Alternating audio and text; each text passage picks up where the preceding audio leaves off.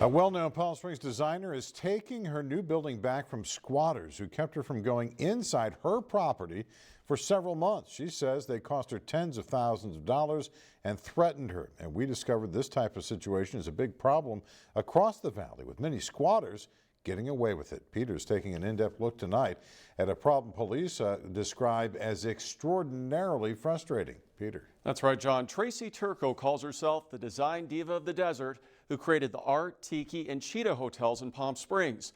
But she says her dream was to always open a museum.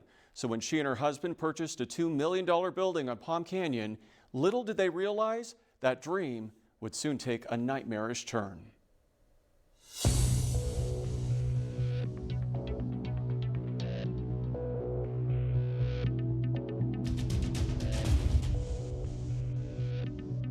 It was an entire mess, a lot of trash. No matter how hard she tries to forget, Last night's meal spread out all over clothes and couches. Tracy Turco says these images will always be seared into her mind. There were boxes of Winchester rifles. It was a cook den of drugs. What happened for nearly 5 months inside the Palm Springs building she owns. They left furniture on the rooftop, garbage. They covered our roof with garbage. When squatters refused to leave. Everything was like a nightmare for us. Turco and her husband bought the empty 2-story building on Palm Canyon Drive back in November, hoping to turn it into a modernism museum. The location in the heart of Palm Springs seemed ideal, so they purchased the property as is. And as is meant you just got it, and here are the keys, and you get what you get. But what they got came with an unwelcome surprise. Several people had been living there secretly and for free. I said, you're trespassing. They said, we live here. They have squatters' rights, and they know every one of them. Turco called police, but was stunned they told her there was little they could do. Since squatting is considered a civil matter, there has to be a documented eviction process. So the Turcos hired an attorney and could only observe their building from the outside. They would hop from here all the way up there with backpacks, get the drugs, come down. But then the squatters became even more brazen. They put that there. They put the steel case there so you can have access to it. So This is they the door lock. actually installed hardware on the door to keep police out. Yes, they did. They're smart. Oh my gosh, they're so smart and cocky and so confident, and they know all the laws. Eventually, the city shut off the building's water. And that's when Turco says the squatters became angry and threatened to harm her. This is one of the windows that was smashed. They also damaged the building. Each one of these windows are costing $5,000 each to repair. That's $10,000. We spent another $10 just to get the junk out of our buildings. And now on top of that, we paid the lawyer $10,000 just to get them out. So how much did all of this cost you? I believe in the $50,000 range. How big of a problem is squatters in our valley? You know, squatting is a difficult problem, and all over the valley, we see people who are abusing landlord-tenant laws as well as vacant homes to establish a location for them to squat. We looked at the numbers and discovered there were a total of 698 reports of trespassing last year throughout the city. As you can see on this map, the majority of calls were concentrated in the downtown corridor, which includes the Turcos building. So far this year, there have been 172 trespassing calls, which is about the same number as this time last year, but now includes additional areas of the city. It's important to note, not all of these calls involve squatters, since it's often difficult for police to differentiate from trespassing.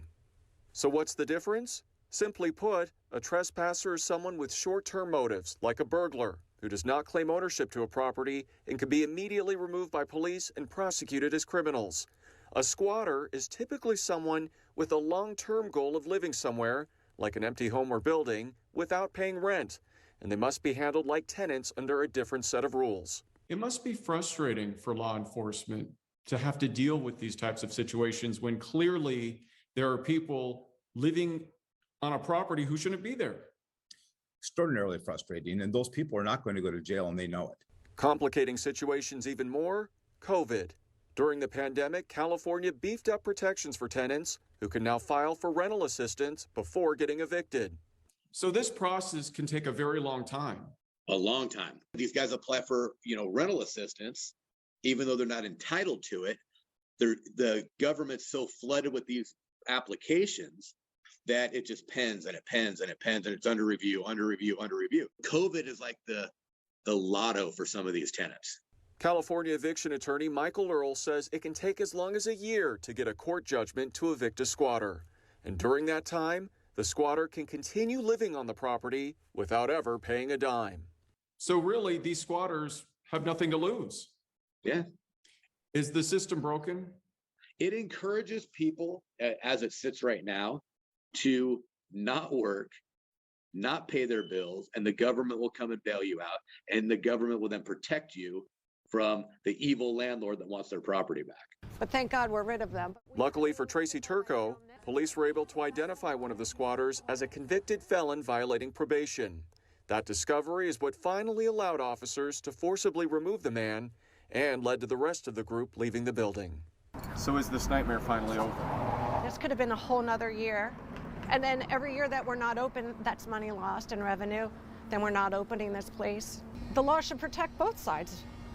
Do you not want people to have a business? Do you not want people to open here, spend their life money and earnings and savings to create a beautiful place for everyone to come enjoy? And now that Turco and her husband finally have access to their building, they hope to begin construction on the Modernism Museum and open it in the fall. Coming up at 6:30 on CBS Local 2, watch my full in-depth interview with the Palm Springs Chief of Police. More on squatters in our valley, how police are trying to find ways to get rid of them, and what you can do to protect yourself.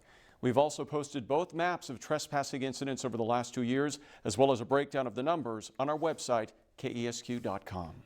John? Okay, thank you, Peter. That is extremely frustrating, no doubt about that. Do you have a tip you want the I-Team to investigate? Well, tell the I-Team about it. Email us, iteam@kesq.com, or call the KESQ newsroom.